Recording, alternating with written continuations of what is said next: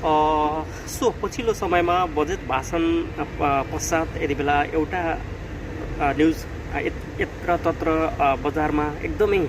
आगोको मुस्लो स्रोत भइरहेको छ, जुन चाहिँ आम जनताले 50 युनिटभन्दा बेसीको विद्युत उपभोगमा चाहिँ जुन किसिमको 13% भ्याट चाहिँ सरकारले लगाउने यो चाहिँ भएन भन्ने खालको एकदमै होइन विरोध पनि धेरैले जनाउनु भएको थियो र सँगसँगै मूलधारका मिडियाहरूले चाहिँ यसलाई चाहिँ एकदमै तीव्र रूपमा सेयर गरे र पछिल्लो समयमा टेक पानाले यसको चाहिँ फ्याक्ट चेक गर्दै जाँदाखेरि चाहिँ 13% भ्याट नभएर सहुलियत रूपमा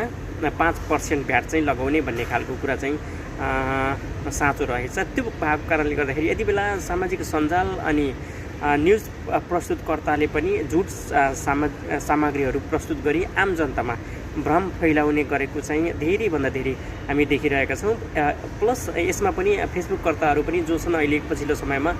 फेसबुक मोनिटाइज गर्ने भन्ने खालको कन्टेन्ट मोनिटाइजेसनको पोलिसी आएसँगै त्यस्ता नकारात्मक कुराहरू चाहिँ एकदमै रूपमा सेयर गरेको पाइएको छ। त्यो भए हुनाले हामी सबैले चाहिँ कुन मिडियाले चाहिँ साँचो खबर दिइरहेको छ त्यो चाहिँ ओके हो कि होइन भन्ने कुरा चाहिँ हामीले